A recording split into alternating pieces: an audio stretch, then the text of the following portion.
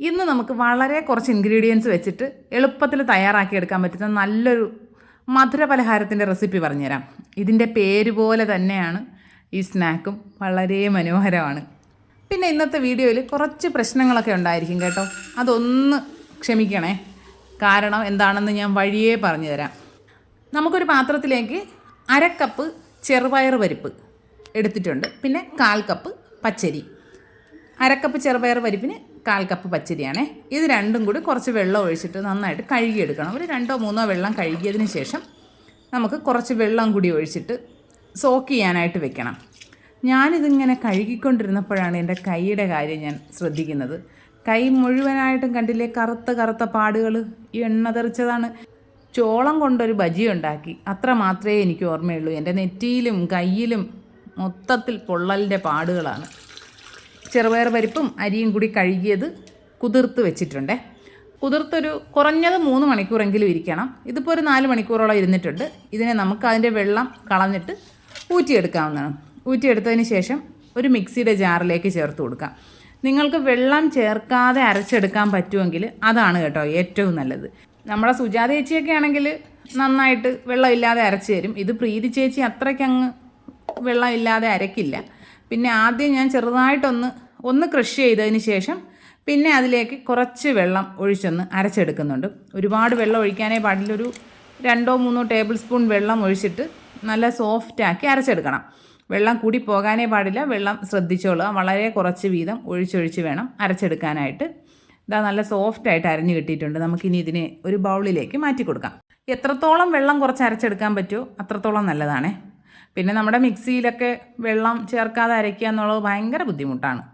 ഇതാണ് ഇപ്പോൾ നമ്മുടെ മാവിൻ്റെ കൺസിസ്റ്റൻസി. ഇനി നമുക്ക് വേണ്ടത് ഇതുപോലെയുള്ള 2 കണ്ണാപ്പ വേണം. ഒരെണ്ണത്തിൽ വെച്ചിട്ടാണ് നമ്മൾ ഈ മാവ് കറക്കി ഒഴിക്കുന്നത്. ഒരെണ്ണം നമുക്ക് സ്നാക്ക് കോരിയെടുക്കാനുമാണേ. ഞാൻ എണ്ണ നന്നായിട്ട് ചൂടാകാനായിട്ട് വെച്ചിട്ടുണ്ട്.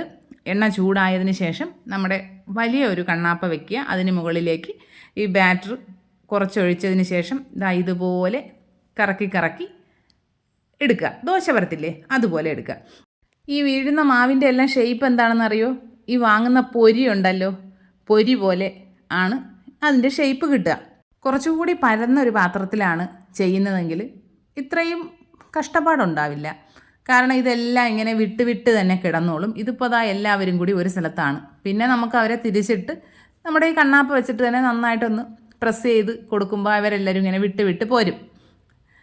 എണ്ണ ഒരുപാട് ഒഴിക്കുന്നതിനെക്കുറിച്ച് എനിക്ക് ചിന്തിക്കാൻ കഴിയില്ല. അതുകൊണ്ട് ഞാൻ എപ്പോഴും ചെറിയ പാത്രത്തിലേ ചെയ്യാറുള്ളൂ. ഇതിലും വലിയ ഇരുമ്പിൻ്റെ ഒരു ചട്ടിയുണ്ട്, പക്ഷേ അതും എടുക്കില്ല.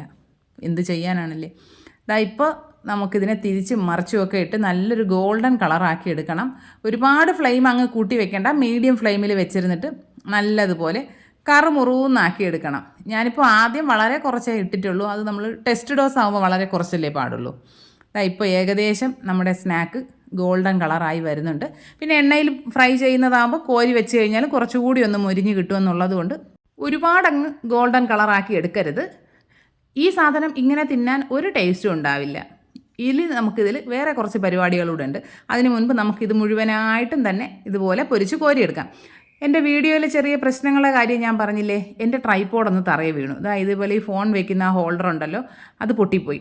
എന്നിട്ടോ ബുദ്ധിയില്ലാതെ ഞാനത് ഒട്ടിച്ചു വെച്ചാൽ എങ്ങനെയാണ് ഈ ഫോൺ ഇതിനകത്ത് വെക്കുക? പിന്നെ ഇതുപോലെ ഈ പച്ചരി ഇങ്ങനെ എടുത്ത് അതിനകത്തൊരു ചട്ടുകം വെച്ച് ചട്ടുകത്തിൽ ഫോൺ റബ്ബറൊക്കെ ഇട്ട് സെറ്റ് ചെയ്തൊക്കെ വെച്ചിട്ടാണ് ഈ വീഡിയോ എടുക്കുന്നത്. എന്തോരം കഷ്ടപ്പാടെന്ന് അറിയോ?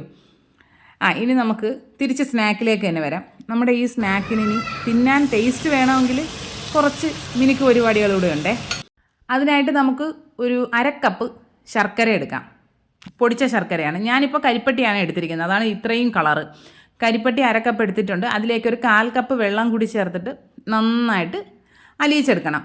ശർക്കരയാണെങ്കിൽ നമ്മളിതിന് കല്ലോ മണ്ണോ ഒക്കെ ഉണ്ടെങ്കിൽ അരിച്ചെടുക്കണം. ഈ കരിപ്പട്ടിയിൽ തീരെ പൊടിയും മണ്ണും ഒന്നുമില്ല.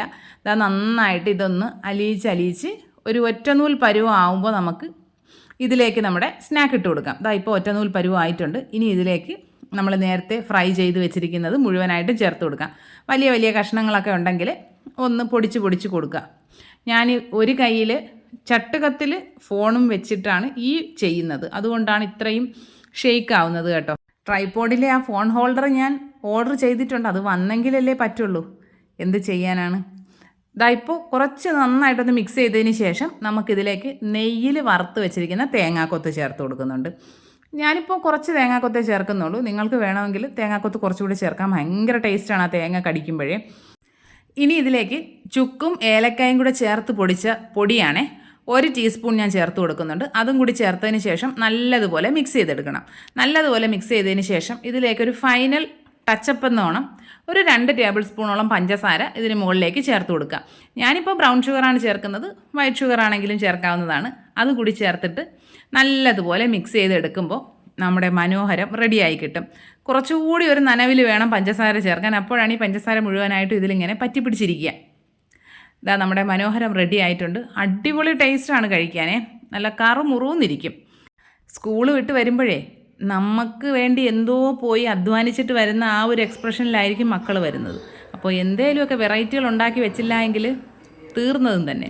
അപ്പോൾ അങ്ങനെ ട്രൈ ചെയ്യാൻ പറ്റിയ നല്ല അടിപൊളി ഒരു റെസിപ്പിയാണ്. നല്ല കറുമുറുന്നിരിക്കുന്ന ഒരു സ്നാക്കാണ്. എല്ലാ കൂട്ടുകാരും ട്രൈ ചെയ്ത് നോക്കുക. ഫീഡ്ബാക്സ് ഒക്കെ കമൻറ്റ് ബോക്സിൽ അറിയിക്കുക. വീഡിയോ ഇഷ്ടപ്പെട്ട് കഴിഞ്ഞാൽ ലൈക്ക് ചെയ്യുക, കമൻറ്റ് ചെയ്യുക, ഷെയർ ചെയ്യുക. ചാനൽ സബ്സ്ക്രൈബ് ചെയ്യുന്ന കാര്യം പരിഗണിക്കുക. ഇനി ഇതുപോലുള്ള അടിപൊളി റെസിപ്പീസുമായിട്ടും ഉടനെ തന്നെ വരുന്നതായിരിക്കും. അതുവരെ എല്ലാ കൂട്ടുകാർക്കും ബൈ.